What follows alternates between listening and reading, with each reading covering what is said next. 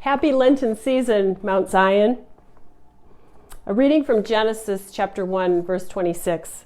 And God said, "Let us make humankind in our image, according to our likeness, and let them have dominion over all the fish of the sea and the birds of the air, and over the cattle, and over all the wild animals of the earth, and over every creeping thing that creeps upon the earth." Dominion.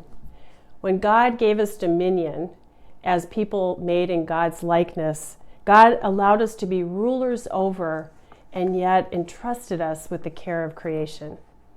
And how are we doing on that? A few statistics tell us that landfills are among the biggest contributors to soil pollution. In fact, roughly 80% of the items buried in landfills could have been recycled. And 75% of America's waste is recyclable, and yet only about 30% of it is being recycled. So what do we do?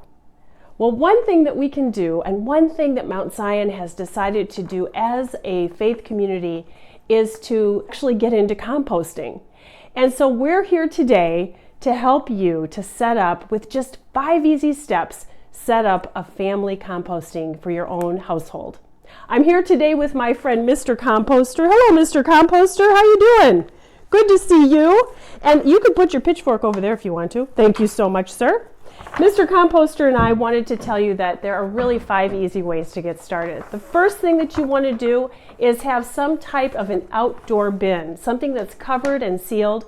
In the wintertime, it can just collect all of your compost, and it can stay outside because it's going to freeze anyway. Right, Mr. Composter? Absolutely. Or if you choose, you can also call a service that we as a family found. It's called Compost Crusader. Their website is www.compostcrusader.com, and they will supply for you an actual little miniature collector that has a little flip top on it. And every 2 weeks in the wintertime and every week in the summertime, they come and they collect just like your garbage. But this is actually all material that is then composted and stays out of our landfills. That's one source. The second thing that you want to do is you actually want to get some type of a small container so that you can collect your compostable materials right inside your home. So we've got a couple things to show you today. The first one is a larger bucket like that. Right, Mr. Composter? Now, you can see that just like Mr. Composter's head here, inside when he opens this up, you'll see that there's a little paper bag. This was actually an actual paper bag from the grocery store that we just cut down and we put right inside that 5-gallon bucket. And it basically is compostable. So you're not wasting paper any longer, and it's not plastic, which is good for the environment. That's one size, but we also have another opportunity, and that is a tinier bucket. This actually is our own family's bucket. You'll see that we're actually composting right here in front of you, and that inside are just the materials from the beginning of our week, and they're just in there ready to go out into our outside bin when we're ready, just like we take out the garbage. So now what we want to do is, and we want to remind you to save those paper shopping bags, and I think I already mentioned that, so that's great.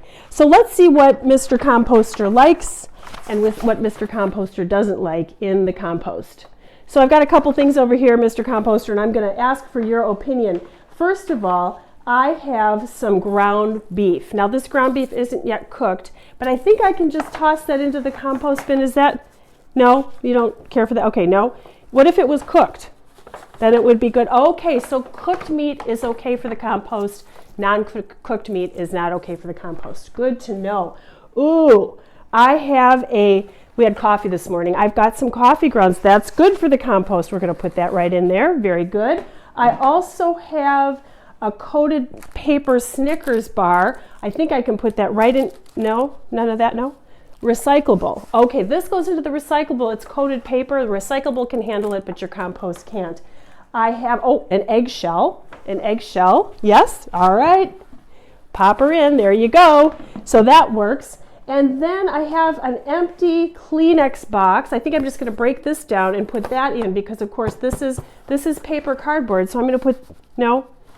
Oh, it's coated. Okay. Again, coated paper cannot go into the compost.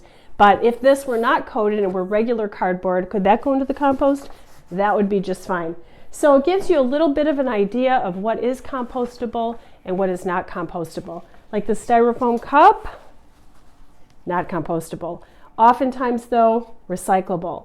So we can do better, we can recycle, we can compost, and we can cut our garbage down to about a bag every week. That's what our family's been able to do, 1 bag of garbage every week rather than the 2 or 3 that we were throwing into our dumpster.